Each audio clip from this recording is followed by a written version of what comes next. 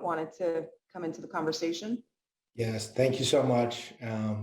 Thank you, Commissioner Clark, for moderating this great discussion. Thank you, Congresswoman Wilson, for bringing us all together. Thank you to all my fellow commissioners for your great comments today. I think this is a really critical discussion.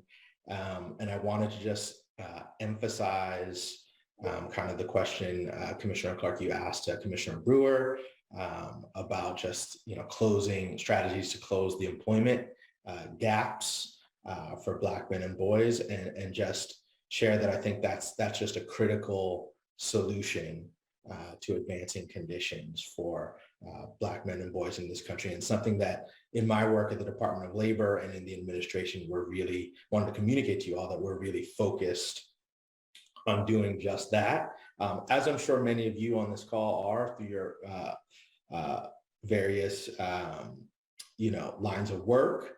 But I wanted to just share that, at the department, at the administration, through President Biden, Vice President Harris, it's a major priority.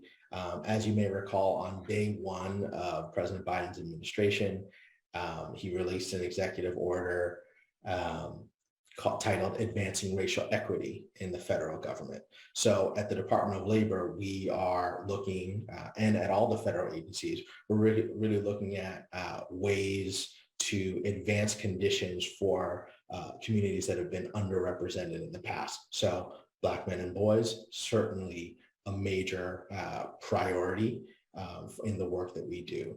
And so really in all of our programs at the department, from workforce development to labor participation. I know Commissioner Clark mentioned today is Jobs Day and the labor numbers where you see Black men have twice the unemployment rate continually of white men in America. I think we're laser focused on what we can do in this moment, right? Where we've gone through a pandemic where we've seen the economic disparities exacerbated and exposed even further. What can we do to right those wrongs? And so that's something that we're laser focused on. I think there are a few, specific things in the workforce and labor realm that we can do, and it's been touched on in some of the comments. One, obviously, is investing in the public workforce system and in, those partnerships that are needed to get people, and specifically Black men and boys, into career pathways, as Commissioner Brewer mentioned.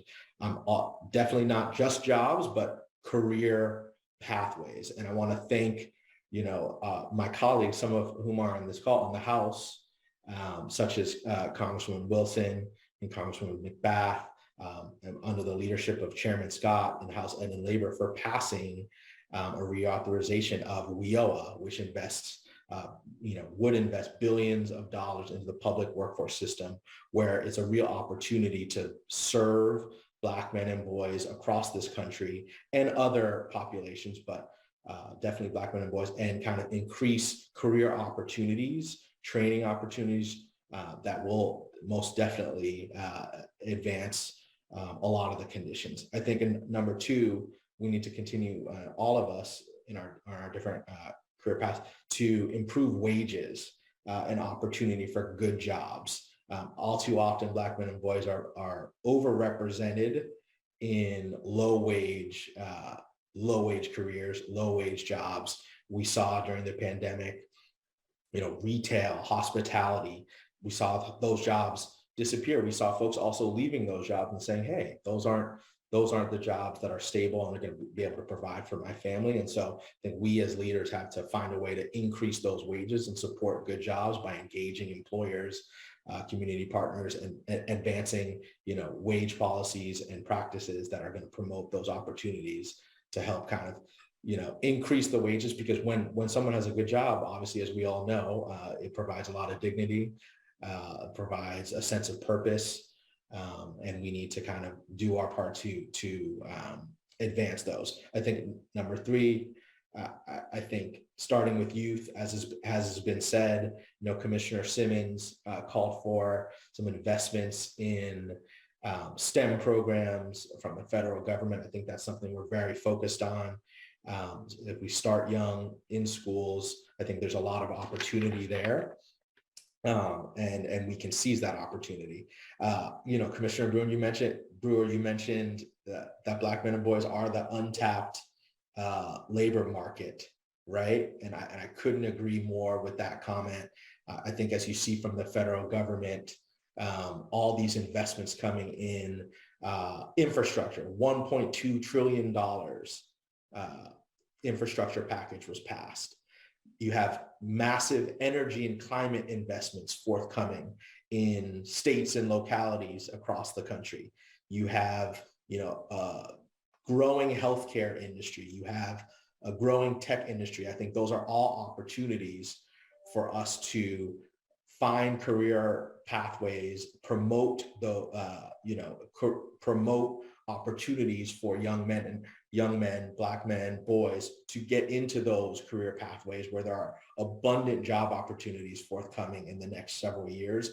And where quite frankly, there aren't enough people to fill a lot of those job opportunities. So we really need to think about how we can create an environment, ecosystem in cities, towns, states to really push folks into those job opportunities through investments in community-based organizations, right, that do that work on the ground.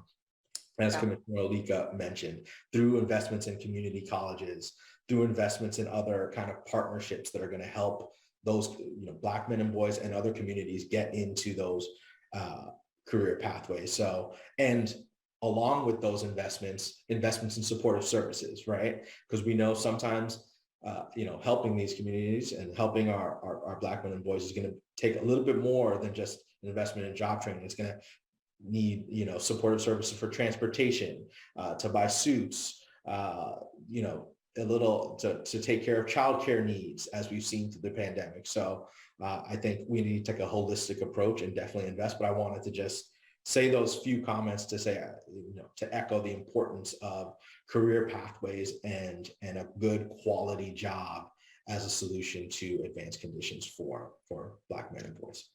Thank you, Commissioner Caesar. Thank you for your observations, thoughts, and for your service at the Department of Labor.